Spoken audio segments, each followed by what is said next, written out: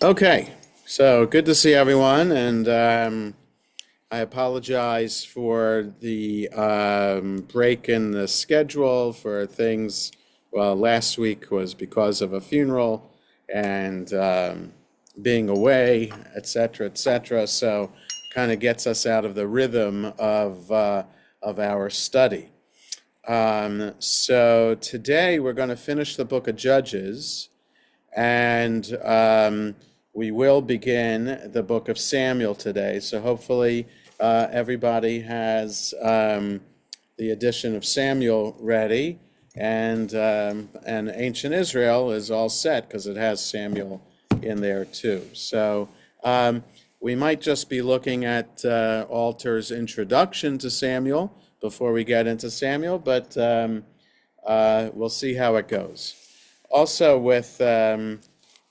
with Judges, um, we're on page 316 of our edition, chapter 21, beginning with verse 16. And I think it would be important to just read the beginning of the chapter first quickly to get us up to speed with verse 16 where we left off. Baruch atah Adonai Eloheinu melech haolam shekidshanu b'mitzvotav v'tzivanu la'asok b'divrei Torah. So remember that there was this war, a civil war, where the tribes of Israel fought against the tribe of Benjamin because it was Benjaminites who raped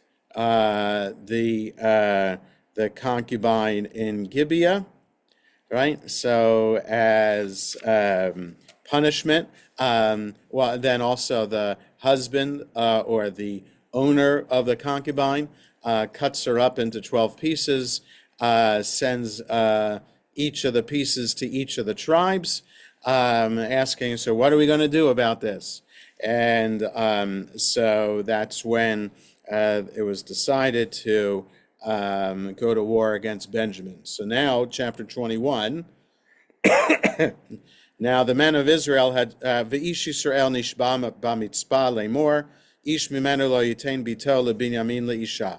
So the men of Israel swore at Mitzpah, saying, that's where they had gathered, none of us will give our daughter to a person in Benjamin for a wife.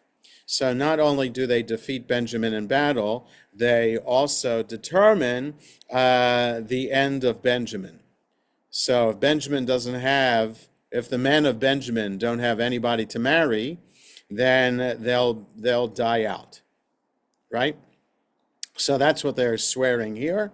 2, Vayavo ha'am Beit El, Vayeshvu sham ad ha'erev, Lifnei ha'Elohim vayisu kolam vayivku b'chi gadol. And so the people came to Beit El. They stayed there until the evening and before God, and they raised up their voices to God and cried out a great cry. 3, Vayomru lama Adonai Elohei Yisrael hayatah zot b'Yisrael lehipaked hayom Yisrael shevet achad. And they said, why God, God of Israel, did this happen in Israel to that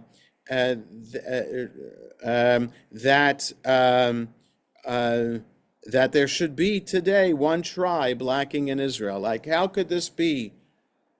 Right? So understand, just literarily what's going on here. The whole book of Joshua and the book of Judges is about the settlement of the 12 tribes in the land of Israel, and about how mostly the people of Israel neglected the covenant with God. And now all of a sudden, and so as a result of neglecting God, we have the horrific crime against the concubine of Gibeah. And so now they recognize, God, how could this happen that a tribe of Israel is going to disappear? Well, this is how we know it happened. Just read the book of Joshua and Judges to see all the terrible things that you did, and look what you brought on yourself. That's what we could answer to the people of Israel crying out at this point. 4. Vayehi mimacharat, vayashkimu ha'am, vayivnu sham mizbeach, vayalu olot ushlamim. So the next morning, they got up early, they built an altar, and they brought burnt offerings and peace offerings. Vayomru b'nei Yisrael, mi asher lo ala bakahal mikol shiftei Yisrael el Adonai, ki hashavua hagadola hayata la asher lo ala el Adonai hamitzpah lemor mot yumat. So the people of Israel said, who among us did not come up in this great congregation from all the tribes of Israel to God, for they had made a great oath concerning him that came not up unto the Lord to Mitzpah, saying, he shall surely be put to death. So in other words, they're crying out to God about Benjamin, but they're also crying out to God about, let's see if everybody actually from all of the people of Israel are here at this moment of great agony in Israel. So, 6. Vayinachamu b'nei Yisrael el Binyamin achiv, vayomru nigda hayom shevet achad mi Yisrael. And the children of Israel repented them for Benjamin their brother, and said, there is one tribe cut off from Israel this day. So maybe they're thinking now, maybe not such a great idea to have said that we can't give our daughters to Benjamin. 7. Ma na'aseh lahem lanotarim lenashim v'anachnu nishbanu b'Adonai levilti tet lahem mibnotenu lenashim. So they're wondering, what can we do for those Benjaminites that are still alive? What can we do for them for wives? And we've sworn to God that we're not allowed, that we can't, that we won't give our daughters to them for wives. So there's this dilemma: what to do with the Benjaminites still alive when we've made an oath not to give our daughters. 8. Vayomru mi echad mi shiftei Yisrael asher lo ala el Adonai hamitzpah, v'hinei lo va ish el hamachaneh mi Yavesh Gilad el hakahal. So then they said, who among the tribes of Israel did not come up to Mitzpah for this great gathering? And they found that nobody came from Yavesh Gilad to the congregation, to the assembly. So they're doing a quick count. Everybody, so they all had made this oath, but then they realized that the people of Yavesh Gilad did not show up. Vayit paked ha'am v'hinei ein sham ish miyoshvei Yavesh Gilad. So they did a formal census of the people, and behold, there wasn't a single person from Yavesh Gilad there. 10. Vayishlechu sham ha'edah 12,000 ish mi b'nei hechayil vayetzavu otam lemor lechu v'hikitem et yoshvei Yavesh Gilad lefi charev v'hanashim v'hatav. So they sent from the assembly 12,000 soldiers, and they commanded them, saying, go and annihilate the people of Yavesh Gilad by sword, not only the men, but also women and children. 11. V'zeh hadavar asher ta'asu kol zachar v'chol isha yodaat mishkav zachar tacharimu. And this is what you should do. All men and all women old enough, all women who are old enough or who know about lying with men, they shall be annihilated. Utterly destroy, it says in English, but annihilated is another translation. 12. Vayimtzeu miyoshvei Yavesh Gilad arba ma'ot na'ara betula, asher lo yad'a ish lemishkav zachar, vayaviu otam el hamachaneh Shiloh, asher be'eretz Canaan. So they found there from Yavesh Gilad 400 women, so who have not known, who have never lain with a man. Okay, so it would have been enough to say Betula, virgin, so Betula could be of a particular age. So it's an age of a woman who has not yet lain with a man, and they brought them. Yes, Dov? When they're talking about Yabesh Gilad, Yeah. is this, who are the residents of there? What tribe belong to? That's a good question. I was going to ask that question also, because the previous verse said that they wanted representatives of every tribe, and then they go off onto this one particular community, which Right. it sounds like it's just a community, not the tribe. Like, why are they singling Right. them out? I don't know. I don't know whether this story is meant to be factual, or maybe this story is meant to fill in some gaps in Israelite history in general about Yavesh Gilad and what happened to them. Could these be Benjaminites? The commentary on the page doesn't tell us that. It says it is a town that is east of Beit Sha'an. And Beit Sha'an is, if it's directly east of Beit Sha'an, according to this commentary, Beit Sha'an is near the Jordan River.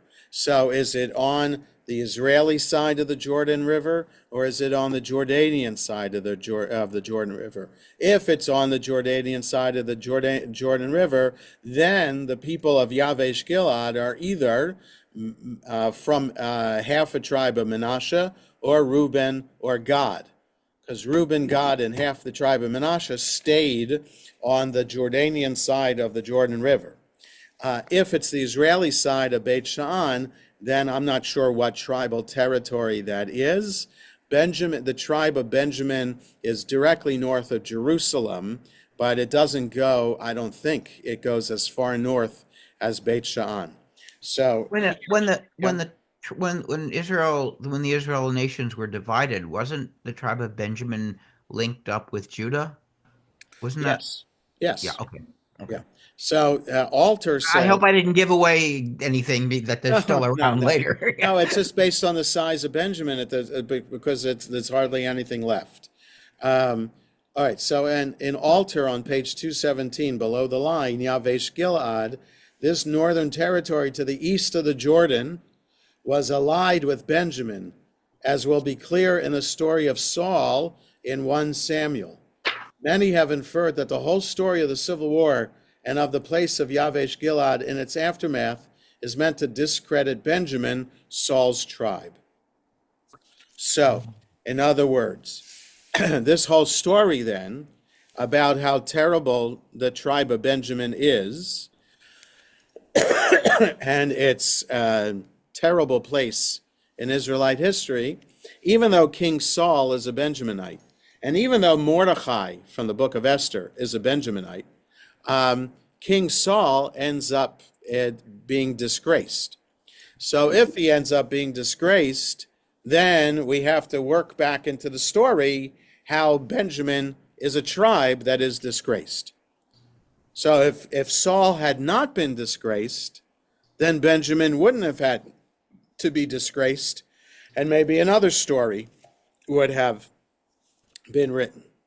Okay, so this is a pretty lavish story with pretty gross details, and in order to, if it's written specifically to discredit the tribe of Benjamin and therefore to discredit King Saul.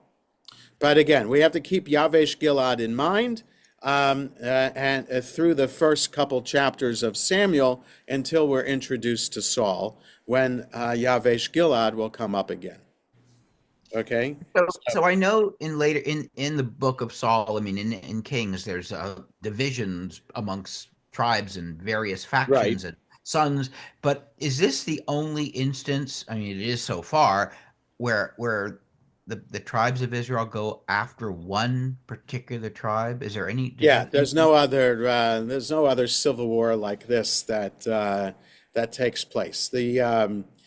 Um, the breakup after King Solomon died of the kingdom into two is not a civil war. It's just some tribes backing one king and other tribes backing another king, and they didn't go to war over it. I mean and then also there's a question later in Kings whether the southern kingdom, the kingdom of Judah, would help out the northern kingdom when it's under attack by from the Assyrians.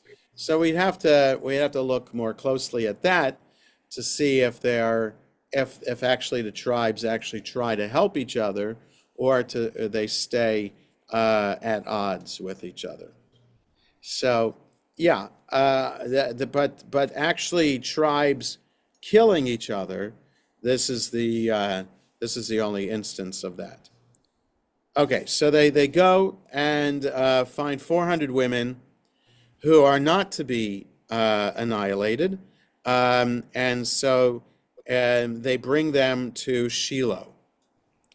13. Vayishlachu kol ha'edah vayedabru al bnei Binyamin asher besela rimon vayikrehu lahem shalom. So the congregation of Israel spoke to the people of Benjamin in the town of Sela Rimon and greeted them with shalom. Vayashav Binyamin ba'et ha'i vayitnu lahem hanashim asher chiyu minashe yavesh Gilad velo matzu lahem kain. So the Benjaminites repented. I say repented, it said returned.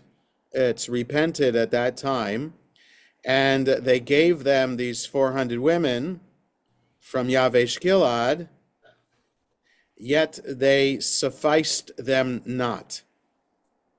Or they didn't find favor in their eyes. I don't know, these 400 women, some reason not satisfactory to the men of Benjamin. 15, V'ha'am nicham levinyamin ki asa Adonai peretz b'shiftei Yisrael. And the people repented for Benjamin because the Lord had made a breach in the tribes of Israel. Rabbi, is it possible that the quantity of 400 was not adequate to satisfy the remaining men? It's possible. It's possible. Men can have more than one wife, but one woman cannot be with more than one man. So, yeah, I don't remember if we're told back in chapter 20 how many Benjaminites there are left. So, yeah. All right, let's read the rest of the story. 16. Vayomru ziknei ha'edah. Ma na'aseh lanotarim lanashim ki nishmeda mibidyamin isha. So the elders of the congregation said, "What should we do? How shall we do for wives for them that remain, seeing the women are destroyed out of Benjamin?" All right. So how are we going to make sure that all the men of Benjamin have a wife, so that the tribe of Benjamin can have children and can stay alive? 17. Vayomru Yerushat Pleta Levinyamin Velo Yimachesh Shevet Mi Yisrael. And they said, they that are escaped must be as an inheritance for Benjamin, that a tribe be not blotted out from Israel. So we'll look at the commentary soon to try to figure this out. 18. Va'anachnu lo nuchal latet lahem nashim mi benotenu ki nishbe'u b'nei Yisrael lemor arur noten isha levinyamin. and we can't give to them women from our daughters because the people of Israel swore, saying, "Cursed be anyone who gives a woman to Benjamin." 19, Vayomru hine chag Adonai b'Shilo, miyamim yamima, asher mitzvona levet el, mizracha hashemesh limisila, ha'ola mi Beit El Shechema, uminegev lilavona. So they said, wait, it's a holiday for God in Shiloh from olden times. Like we're in a holiday season in Shiloh. And parentheses, where is Shiloh? Shiloh is north of Beit El, east of Mesilah, going up from Beit El on the way to Shechem, south of Levona. Okay, now we're being told where Shiloh is because we're going to see Shiloh in the first chapter of Samuel, because that's where the Mishkan is. So this is bizarre also, because throughout the entire book of Judges, there's no mention of the Mishkan. It is mentioned in Joshua, but it's not like a focus. Like the focus of the Torah is the book of Exodus, the building, how to construct the Mishkan and the constructing of the Mishkan, and then the entire book of Leviticus about all the sacrifices to be brought in the Mishkan. And there's a section in Numbers about the holidays and the sacrifices to be brought. And there's a section in Deuteronomy about it as well. And then nothing, almost nothing in Joshua, and certainly nothing in Judges about that until we get a reference to it again in Samuel. So because there's going to be a reference in Samuel to Shiloh, we have to bring up Shiloh here. Okay? So, that's what it seems to me to make sense as to why Shiloh is brought up in this way. And so I think it's an editorial, like the greater editor of the Bible says, oh, we have to fill in the gaps here, and this is the way the editor fills in the gap. But what tribe would the inhabitants of Shiloh belong to? Okay, that's a good question too. I don't know, Dov. I don't have the, let me get the Eitz Chaim here off the shelf in the library. Be right back, because it has a map in it of the tribes of Israel.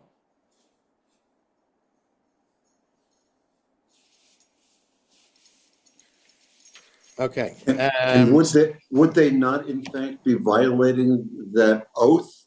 What oath? To not give the daughters to... They have to figure out a way to do it, so we haven't read it yet. We're figuring out a way around the oath. So I'm looking at a map.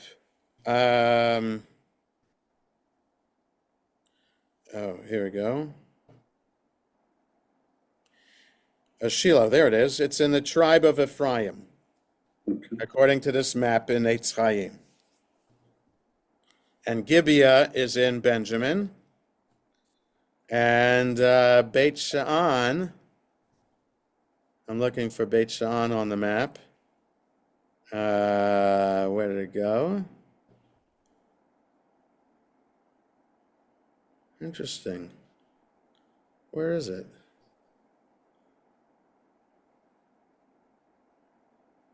Huh. Why isn't Beit Sha'an? Oh, there it is. There it is. And Beit Sha'an looks like it's in the territory of Yisachar.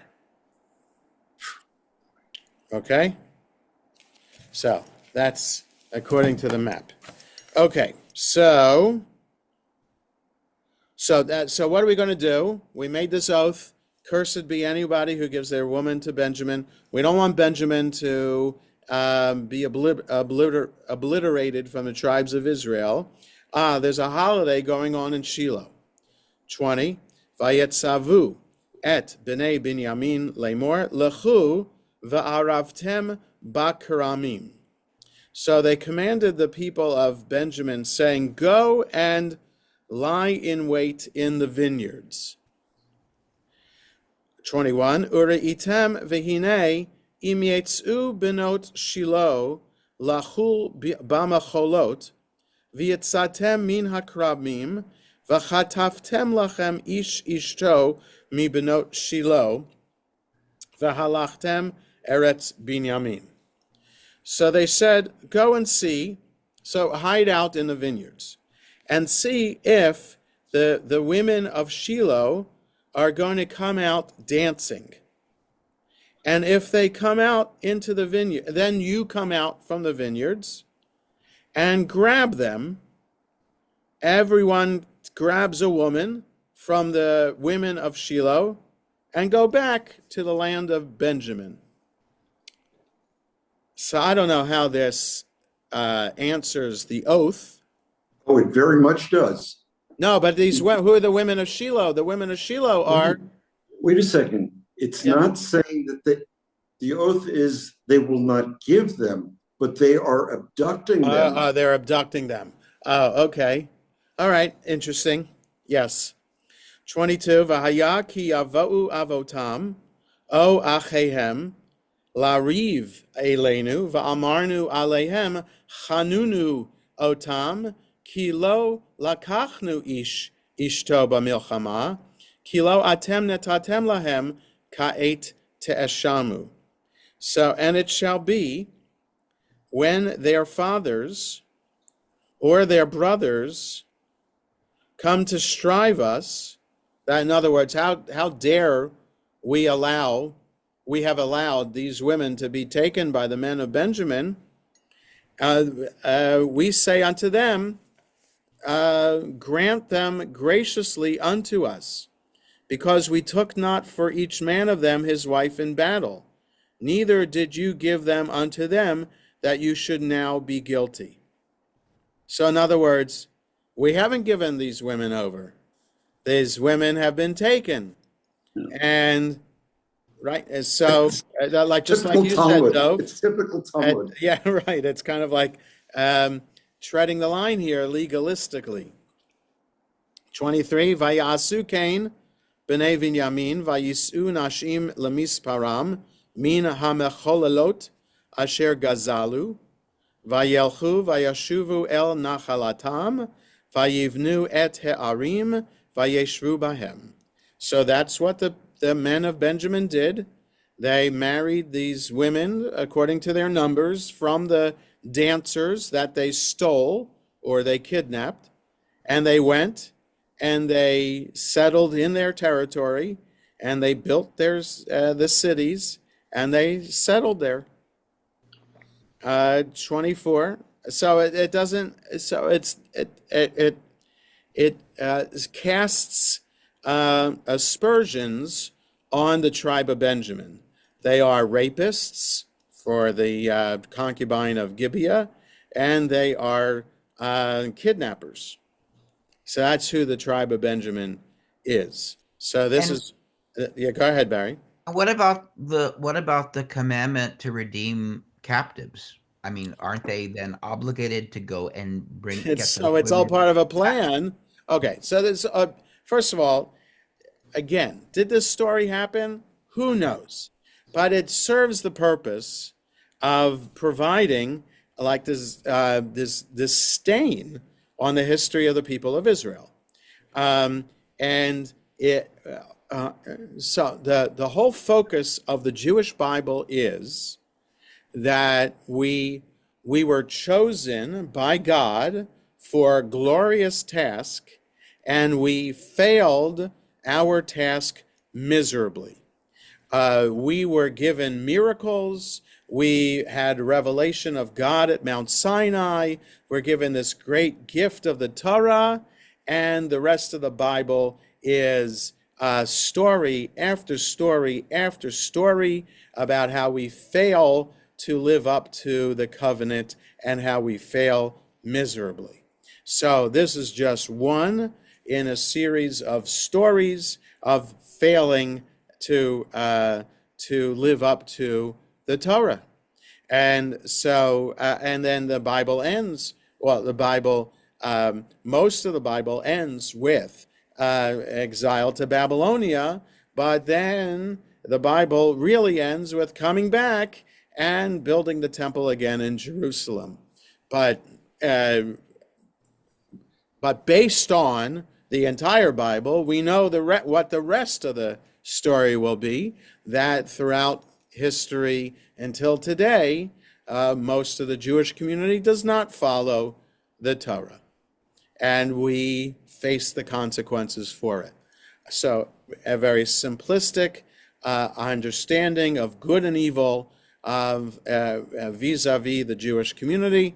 If only we lived up to the Torah, then we wouldn't have been exiled to Babylonia, where the Romans would not have destroyed the temple in Jerusalem, and by extension, we could say the Holocaust would not have happened. So to fit everything about Judaism into the theology and religiosity of the Bible, that's how this whole thing works. So the story, whether the story actually happened or not, the purpose of the story here is just to show the depravity of the people of Israel. 24. Vayitalchu misham b'nei Yisrael ba'id hahi ish l'shivto u'lemishpachto vayitzu misham ish l'nachalato. So then the people of Israel went that day, each person to their tribe and their family, and they went to their allotted portion. It says their inheritance, their allotted land holding. 25, Bayamim hahem ein melech b'Yisrael, ish hayashar be'einav ya'aseh. In those days, there wasn't a king in Israel. A person did what they thought was right in their own eyes. We've heard that phrase before, right? We have. That's right. We heard it once before, like a chapter or two before. Yeah. Okay, right around the time of the beginning of the concubine of Gibeah story. That's the only other time I think in the book of Judges that we heard that phrase. Okay, so let's look at the commentary here from verse 16 on. So the bottom of 316 in the Sansino. Okay, it says here 16 to 24, wives are provided for the unmarried Benjaminites. The women are destroyed. This is not explicitly recorded and has to be deduced from chapter 20, verse 48. They that are escaped, etc. The difficult Hebrew construction is literally an inheritance of escape to Benjamin. Kimchi construes it as a constructio pregnans. There ought to be an inheritance of escape for Benjamin. It is their inherited right on the ground of the promise given to Jacob that he would be the ancestor of 12 tribes. Other Jewish commentators explain the women who survived out of Yavesh Gilad have been assigned to the Benjaminites, so a tribe will not be blotted out from Israel. Sworn, see verses 1 and 7. Feast or celebration. Kimchi conjectures that this celebration took place on one of the 3 pilgrim festivals, or perhaps on Yom Kippur, as we find the practice in the time of the Second Temple. Right, the practice in that the Mishnah recounts is that on Yom Kippur afternoon, women would go out in the fields and meet their husbands. That's what would take place on Yom Kippur. Abarvanel conjectures that it took place on Sukkot, referred to in the Talmud as Chag.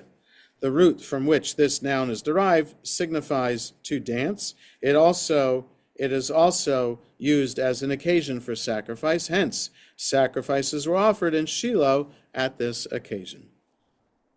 North, etc. According to Kimchi, the topographical details relate not to the position of Shiloh, but to the place where the dancing was to take place. Okay, well, according to the map in Eitz Chaim, Shiloh is exactly where it's being described here. So, Levona, the modern El Luban, about 3 miles northwest of Shiloh. To dance, religious festivals were in ancient times associated with dancing. Go to the land of Benjamin. the escape was easy because the Benjaminite border was only about a 2 hours journey distant.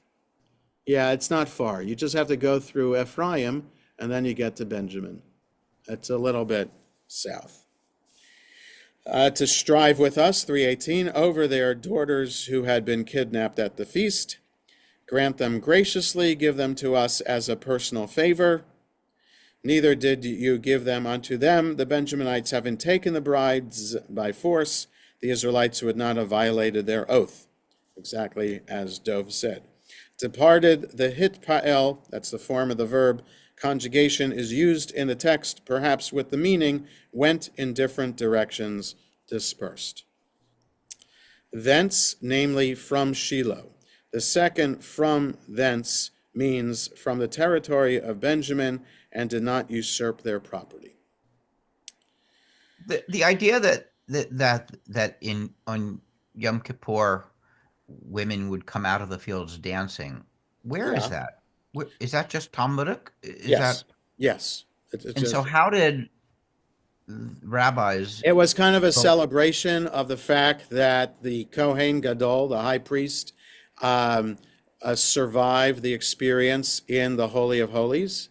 So so in the morning, everything that's described in Leviticus 16 and described in the Avodah service of Yom Kippur Musaf service, of the sacrifices that took place and sending the goat out to the wilderness, all that took place in the morning in order to, and then the Kohen Gadol, the high priest, entering the Holy of Holies, all of that was so to ensure that the people of Israel will be absolved of all their sins.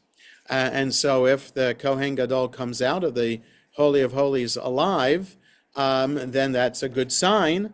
And the people of Israel saw it as a good sign. And that's something to celebrate. We're not condemned to die by God. So it was a sign of celebration, so there was celebration. So if that was a rabbinic thing in the Talmud, how did that go from there to what we do now in the Talmud? I mean, it's the same rabbis. Right. So saying, well, we're no longer going to do the celebration. We're just going to fast. That happened when the temple was standing in Jerusalem. So because you had the temple procedure and the high priest and all of that, that's what the Torah legislates should happen. Without the temple in Jerusalem, you don't have that taking place. And so then you're in a whole other frame of mind religiously. The temple was destroyed. God's mad at us. And so now we have prayers to take the place of sacrifices. And maybe we shouldn't be dancing on Yom Kippur. Maybe we need not just to have the morning, but all day to be praying to God, to be asking to be absolved of our sins. So, that's just a way of understanding it. So, and I think the rabbi said that rabbis always look forward to the temple being rebuilt in Jerusalem and going back to the sacrificial system. But it's been 2,000 years, and who knows? Who knows what will be? So let's look at the very last comment here on 3:18 as we finish the book of Judges. A sad comment on the history of the eventful period, which is now brought to a close. It repeats 17:6 and 18:1 and 19:1. So there are 3 times in the book of Judges that we're told there wasn't a king in Israel. Okay, so it wasn't. So that's 19 is around the Gibeah story, the concubine of Gibeah, but then there's 18 and 17 also. This serves also to introduce the following book of Samuel, telling us that until his time there was no king in Israel. Okay, so it also serves as a transition to the next book of the Bible. So let's look at altar. So on 2:17, no, we saw this last time. So it's 2:18, starting with number 19. There's a festival to the Lord every year in Shiloh. The name and nature of the festival are unspecified. The fact that it's said to be in Shiloh might encourage the inference that it was a special local celebration in Shiloh. On the other hand, the Mishnah reports a practice on the 15th of Av and on Yom Kippur, in which the nubile young women went out dancing in the vineyards in borrowed white garments to be chosen as wives by the young men of the community. All right, so it's the 15th of Av and also Yom Kippur afternoon. You shall snatch each of you his wife and the daughters of Shiloh. What is involved is a kind of abduction, not rape, or, if the report of the Mishnah is historically grounded, a collective mating ceremony. This odd tale of snatching brides during the celebration of a festival has parallels in Herodotus, where it's a festival honoring Artemis, and in Livy's well-known story of the abduction of the Sabine women, where the festival is dedicated to Neptune. In any case, the book of Judges, which begins in violence and is dominated by violence, ends here on an upbeat note with dancing girls and the taking of brides. We showed mercy to them, for no man of them took his wife in battle. This whole speech is somewhat garbled, and the verb that means show mercy is conjugated in an untenable way in the Masoretic text. The received text has we took, but three ancient versions read they took. The sense one can extract without entirely rewriting the verse is, the Benjaminites did not take these young women as war captives.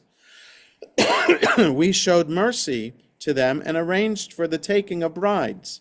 You yourselves did not give the girls as brides, for the vow against doing that was incumbent upon you. Excuse me. Now, why should you oppose our proper procedure and incur guilt?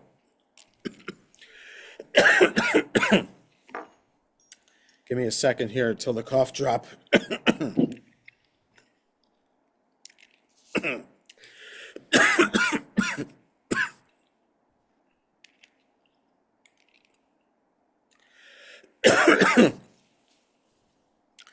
So, Alter, he's careful about language, trying to figure out the best way to figure out the Hebrew as written in the text, but also the overall sense of the text. So it's a way of explaining, as we have, how to get around the oath without violating the oath, and making sure that Benjamin stays alive.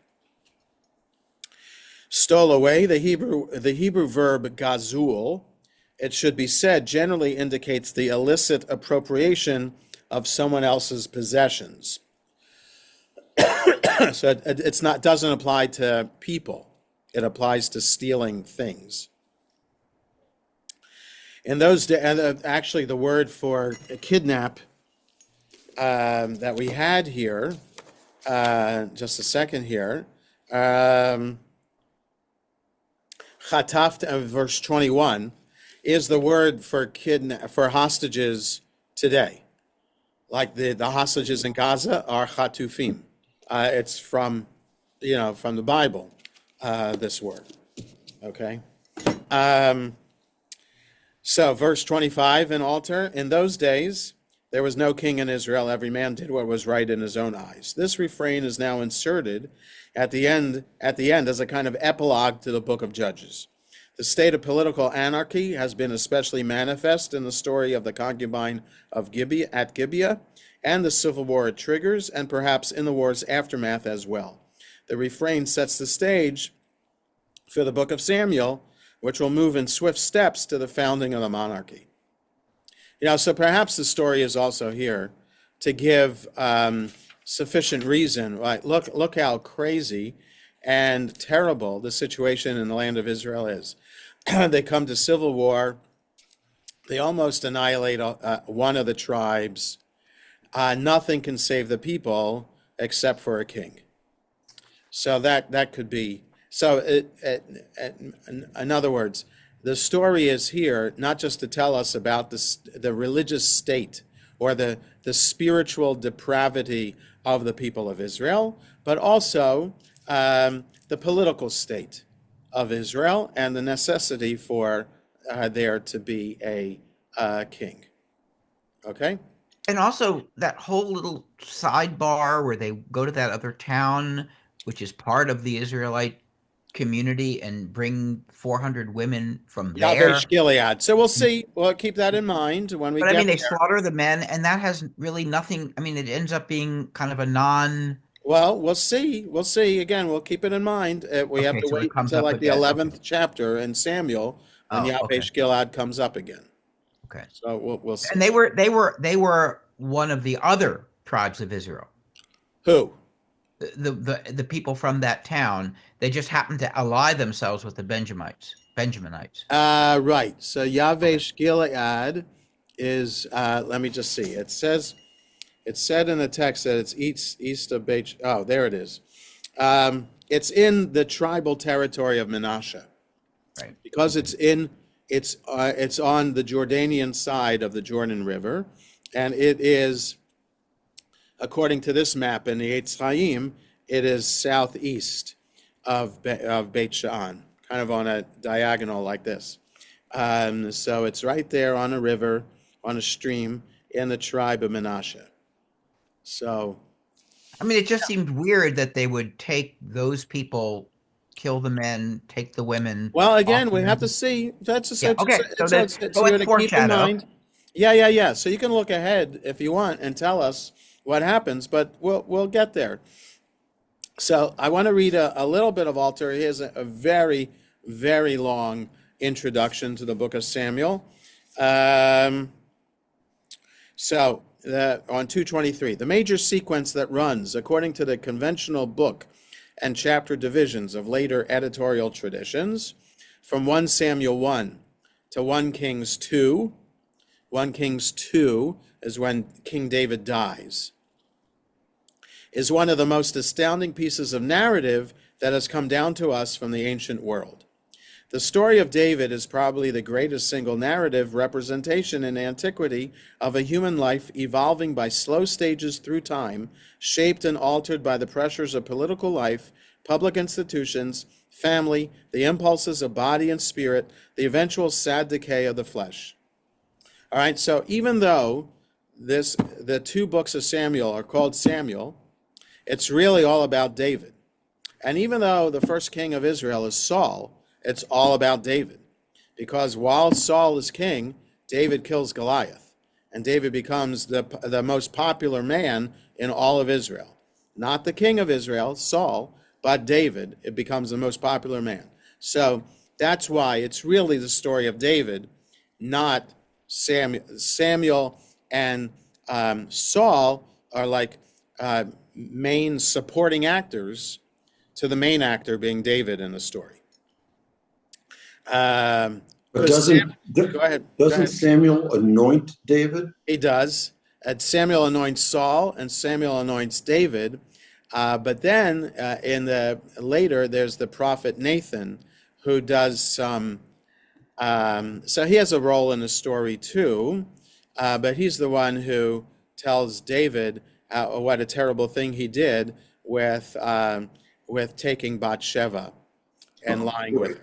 Yeah. Right. So we'll see. So like these stories are there. I'm not giving. Well, I'm kind of giving things away because we're not reading it yet. But these stories are part of Jewish history and serve as a foundation. Now, because the David that comes out in this in the book of Samuel, the two books of Samuel, you might wonder how he's the one accredited with writing the book of Psalms. So you can argue that the book of Psalms is really the most important book of the Bible because there are more Psalms in what we recite in liturgy every day than there are verses from the Torah that we recite from the liturgy every day. So Psalms are really the most important spiritual book. Well, so I'm overreaching a little bit. Certainly the Torah is the foundation of everything we do as a Jew. But spiritually speaking, really, like women on buses in Israel, as an example, read Tehillim. They read Psalms every day. They're not reading the Torah every day. You're reading Psalms every day. So if you want a spiritual uplift, you read Psalms. If you want just basic understanding of who we are as a Jew, you read the Torah. Okay, so for a spiritual source book, the book of Psalms, written by King David, we have to keep that in mind when we're reading the books of Samuel, because this is the guy supposedly who wrote Psalms. And does it make sense that this person that's being described in great detail in the two books of Samuel, is this the person that could write the book of Psalms? So the rabbis say unequivocally yes, and that's why they have to go to great extremes to kind of whitewash certain things in the Bible itself to allow for David to be the author of Psalms. So, in other words, David's a murderer. In no uncertain terms, he's a murderer of Bathsheba's husband in order to allow him after the fact to marry her. So he's an adulterer because Bathsheba was married at the time. He's an adulterer. The son of that relationship should be a mamzer. So technically speaking, King Solomon should be a mamzer. And the fact that what the rabbis had to do to kind of like rewrite the story and add some details to it that make it legally not bad, and that so that technically King Solomon wouldn't even be a mamzer either. So for the rabbis, King David had all his soldiers write a provisional get for their wives, so that if they die in battle and their bodies aren't found, their wives aren't left chained, or the technical rabbinic term aguna. So if you can't remarry because your husband might still be alive, and you're not considered a widow yet. So he has them write this conditional get, which, by the way, Israeli soldiers do today, so that that if the body goes missing and unclaimed and never found, the women, the wives, can legally, Jewishly, get remarried because they're divorced. So all of this is based on the idea that King David had a Sanhedrin sitting of rabbis in his time, and that he taught the Sanhedrin, and that he came up with this provisional conditional get. And so because of that, Bathsheba was technically a divorcee, and therefore was eligible to be taken and in lustful desire, and the child born of that would be okay. So anyway, all that we have to keep in mind as we read the book, because we have to understand David in through the lens of the rabbis, which in some degree is how we're reading the story, with the lens of the rabbis. But we can also read it through the lens of scholarship and whatnot, and to serve as a counterpoint. Like, wow, were these Psalms really written by this guy? Is this possible? What does it say about religious literature? Do prayers need to be written by perfect people in order for it to be legitimate? So these are questions that we can raise. And of course, David is often heralded in other religions as a perfect example of a flawed king who has done great things. Yeah. And I'll leave it at that. Right. That's right.